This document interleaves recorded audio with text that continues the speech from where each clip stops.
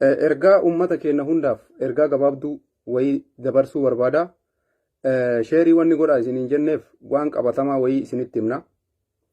Ergaan kun ammoo namoota hedduutuyyuu waan kana adda baafachuudhaaf cinqamee uummanni xiqqaa guddaan waa baay'ee eegaa jira. Uummanni Oromoo akkuma isin agartan kana keessaaf alaan namni maqaa nama kanaa beeku, namni qabsaayaa kana beeku hunda isaa qalbiin isaa dhaabattee jirti, qalbii isaa rarraatee jirti. Nutillee akka ammaatitti hoomaatti jirra. Namni waan tokko waan nama gana ga'u kana dhiisi akkanumaan namuma abbaa fedhe yoo ta'e nama wanniitii miti. Namni tokko akkanumaan ol ka'ee nama tokko irratti waan akkasii jechuun osoo hin taane waan tokko qorachuun barbaachisaadha. Isa kanaafi wanti dalagamaa jiru akkuma isiniin jenne qormaatarra jirra. Barreeffamallee isinii barreessinee jirra. Poostillee isinii goonee jirra. Barreeffamni namaallee wanti poostii godhamu marti ergaa qaba. Wanti nu gammaatti godhaa turre ergaa isinii dabarsaa jirra. Ergaa nu isinii dabarsinu kana namoonni tokko tokko yaadaan isinii galee jira, isinii hubatamee jira. Nu amma waa tokko barbaadaa jirra. Waan isin barbaadaa jirtanii fi wanni nu barbaadaa jirru wal faallessa. Isa kanaaf waan san qofa qabatamatti isinii fiduudhaaf irratti dalagamaa jira. Gizee wanni marti isin bira ga'ee waa hedduu isin hubattantu deemaa jira. Isa kanaafi akkuma isin argitan kana qilleensa kanarra yoo laaltan waa baay'ee argitanii jirtan. Kaleessa irraa kaasee wanni waan har'aa isinitti hin fakkaati. Wanni waan kaleessumaaf har'aatii miti. Laakiin ammoo tishartiin kun ergaa qabdi. Nama waa beekuuf. Sinii gala. Waan tokko waan qabatamaa saba kanaan ga'uuf ta'aa jirra. Waan qabatamaa isin biraan ga'uuf deemaa jirra. Sinii galee waan qabatamaa diqqaa guddaan beekuu qabu. Uummanni Oromoo ta'ee qabsaayaan Oromoo jedhu marti beekuu qabu. Isa kanaaf jecha Oromoon goota hedduu dhabe dhugaadha. Qabsaayaan ni kufaa akkuma jettan sun sirri. Laakiin qabsaayaan akkamitti kufaa fi akkamitti kuffisaa adda baafachuu qaba uummanni keenya. Akkamitti kufeenuu gaafii dabarra. Qabsaayuuf manaa bahee qabsoof bahe. Yoo wanti jedhamu kun ka ta'u ta'e akkamitti wanni kun argamee ka jedhu wal gaafachuu qaba Oromoo. Sinii galee isa kanaaf jecha uummata keenyatti waan hin jirre ni himnu. Waan isin hin barbaachifne, waan isin dhaga'uu hin qabne isin ashabbaruudhaaf jarana isinii. Namni waan tokko yoo isinitti hime nama isin jaalatan tokko jecha akkanaa kana yoo namni waa isiniin jedhe das isin jedha. Namni ammoo lafumaa ol ka'ee sadarkaa kana bakka kanaa sii kenna. Kanallee hubachuu qabdan. Ilmi namaa tokko sababa malee waan dubbatu, sababa malee waan jedhu. Jechi namaallee lafaa ka'ee ka dhufuu miti. Amma uummanni keenya xiqqaa guddaan ka biyya keessa jiru, ka biyya alaa jirtan, uummanni keenya ka nama kana jaalattan, qabsaayaa keessani siniif jecha qabsoof bahe. Yoo wanti kun ka jedhamu kun dhugaa ta'e akkamitti dalagamee, akkamitti wanti kun ta'e, sadarkaa kamitti raawwatame, yoomu raawwatame, eenyutu raawwate. Dubbiin har'aa adiidha. Dubbiin har'aa adiidha. Namni badii tokko dalagee dhokachuu danda'u hin jiru. Abbaa yakka kana dalagee Oromootti himuudhaaf deemaa jirra.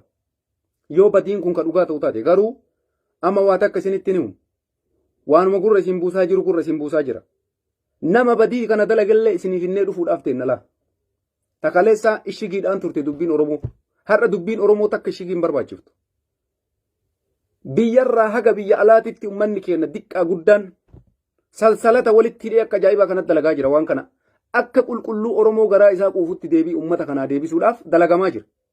Jiraatus akka jettan du'us. Waan isin dhaga'uu qabda, waan isin barachuu qabda, waan sammuun keessan isin amansiisu akkaataa wanti kun itti raawwatame hunda hojjetamaa jira. Akkamitti akka inni dalagame. An amma waa baay'ee isinitti hima silaa. Isinitti himu garuu. Isinitti himu. Wanti onnee garaa kana keessa jiru waa baay'eedha. Bakka sa'atii san namni sun amma itti Haasaa kana haasaa waa baay'ee isinitti hima laakiin ammoo gizee miti. Nu obsa ammallee akkuma isiniin jechaa jiru. Obsa barbaachisa. Sabrii barbaachisa. Isinii galaami. Waan jennullee achi booda jettan Oromoo hunda jedha kana. Anaa bichaa miti. Isin hundi keessan sammuu keessanii deebitanii waa gaafattantu jira. Waan isinii himuu deemamu kana ummanni biyya keessaallee akkuma warri biyya alaa dalaydan kana dalagaa jiran. Biyya keessaallee. Wanti kun yoo ka dalagamu taate warra waan kana hojjechiise alaaf keessaan ka dalage hundaa qopheessaa jira. Biyya alaa ka jirus ka biyya keessa jirus akkaataa dubbiin kun itti raawwatame hundaa dalaguuf deemna. Yoo isinummaan nama taatan waan dhugaa isinitti himna. Waan dhugaa ummata kanatti himuuf deemna la. Diqqishuma isii obsa. Diqqishuma isii obsa. Dubbiin dubbii taphaa yookaan akkasii maalii miti. Isinii galee waa baay'ee irratti dalagamaa jira. Kanaafi wanti guddaan isinirraa eegamu. Ebalu akkana ta'ee isinitti himuu miti Oromoo isin ka barbaaduu qabdan. Ebalu akkas ta'ee isinitti himuu miti ka barbaachisu. Akkamitti akkas ta'ee wanti isin barbaaddan kana bichaadha. Isii tana dhaamsa isinit dhaamanna. Namoonni waan kana irratti dalagaa jiran keessaaf alaan qophaa'anii jiru. Hundi isaanii irratti dalagamaa jira. Akkuma mammaa isi Oromoo jedhe. Jiraatu gadii bayaa. Du'u gadiinuu bayan jettiime Oromoon. Tana lamaan keessaa eegaa jirtaniif isinillee bar. Dubbiin ijoon tanuma. Yoo jiraate sagalee isaatu dhageettan gadi bayee. Yoo ka amrii ta'u taate akkamitti amrii ta'e eenyutu amrii isa godhe. Warri dubbii kana keessa jiru ka biyya alaa jiru kana hoo bifa kamiin sakatta'uu dandeenya. Ka biyya alaa keessa taa'anii waan kana irratti dalagan bifa kamiin akka isaan to'ataman godhuu dandeenya. Nama hedduu beeyna biyya alaa kana keessatti. Warra waan kana keessaa qooda fudhate. Namoota kanniinuu akkamii argachuu dandeenya. Isa kana yoo ka ta'u taate dubbiin kun isa kana irratti illee dalaguun barbaachisaadha. Warri biyya alaa jirus warri biyya keessa jirus ummanni keenya akka ajaa'ibaa kanatti kontaaktii qabaa. Isa feesbuuka irraa kan ilaalina. Isinitti himama. Namni baay'een biyyarraa illee Ustaaz Sheekh Abdusalaam illee Ustaaz Sheekh Ibsaa illee jechuudha. Qilleensi Nasirii bubbisee Sheekh Sa'aad fa'a. Kuni hundi isaa homa isinitti fiduu ta'aa jiran. Waan isaan isinif fidanii dhufan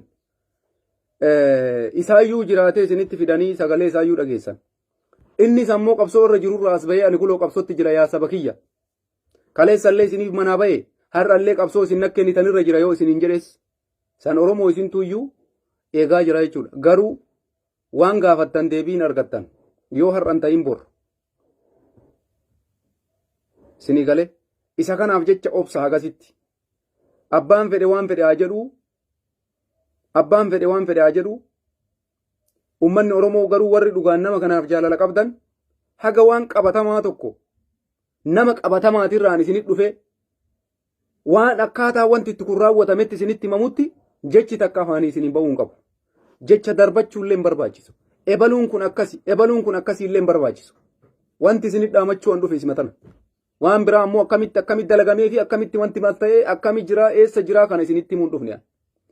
Ijoollee keenya tokko nama sammuu keessan keessa aartanii waa darbattan sa'atii waa dubbatanis sa'atii waa jedhanis hin kenne.